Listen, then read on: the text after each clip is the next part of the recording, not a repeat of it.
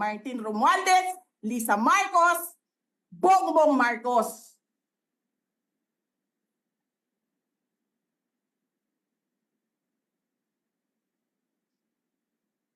Ginigit-git nyo yung mga tao ko dyan sa envelope na yan. Lisa Marcos, naalala mo?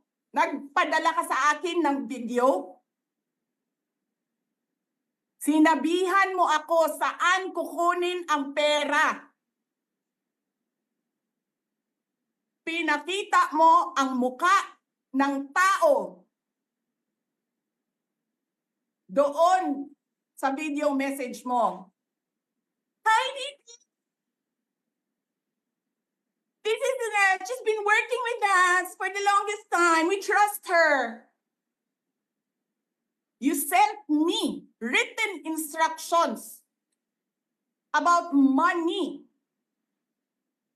Millions a month.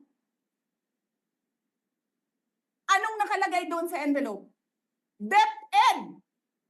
Anong ginawa ko? Binigay ko sa DepEd. Putak na mukha.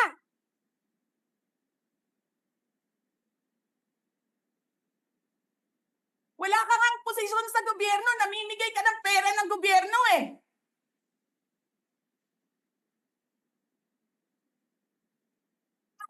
Sisirain mo yung tangal ng mga kasama ko sa Office of the Vice President. Sasabihin niyo sa mga tao, nakaw yan, confidential funds yan. Niwala nga kayong isang proof na confidential funds yan. Naniwala lang kayo sa isang babae na ang pangalan ay Gloria Mercado na nagsabi confidential funds yan, na hindi nyo nga nilabas na wala pang confidential funds, meron ng white envelope. Kasi 2022 pa lang, tangina mo ka, may utos na ng pera sa DepEd. Tapos kami yung nagsisinungaling? Nagpipigil ako eh. Kasi gusto ko lang magtrabaho. Gusto ko lang tapusin nyo na yung show ninyo dyan sa House of Representatives para makabalik na kami sa trabaho namin. Ganyan ang gagawin ninyo sa amin dahil hindi kami sumusunod sa inyo, dahil ayaw na namin tumulong sa inyo.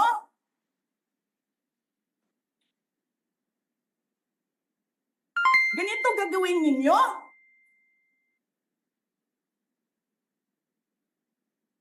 Presidente ka, may speaker ka na involved sa bribery ng Supreme Court justices. May video, may kaso, may witnesses. Hindi mo tinanggal yung speaker mo. Pinabayaan mo siya abusuhin ang pera ng bayan. Paikot-ikot sa buong bansa, namimigay ng pera na para bang kanya yung pera.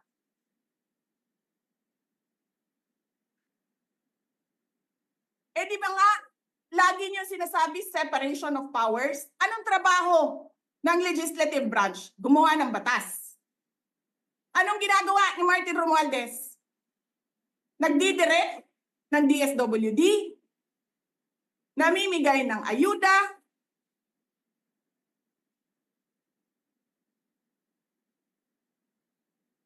nagsasabi kung anong bibigay, anong ibibigay, anong gagawin, sino ba ang presidente dito?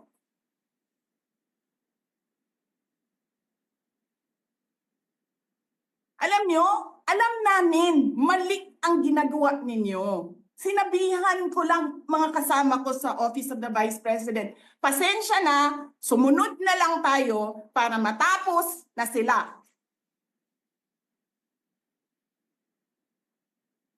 Tapos ganito ang gagawin ninyo? Alam namin, walang contemptuous doon sa ginawa ni Yusek Lopez? Wala. Lahat ng tanong sinagot niya, pumunta siya, maayos siya kumausap, and then sasabihin ninyo sa amin, bakit kami susulat sa COA? Bakit hindi kami susulat sa COA? Hindi tapos ang appeal namin, hindi tapos ang audit namin. Tapos buhaghag na ninyo tanan ang gisubmit namo sa COA.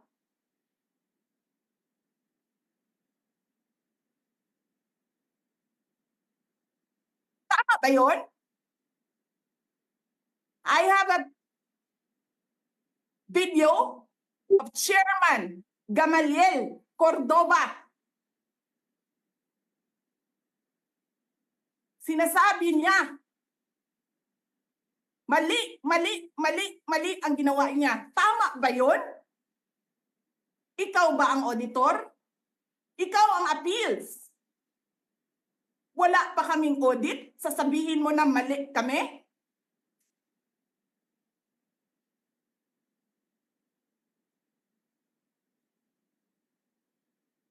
Ang ina ninyo.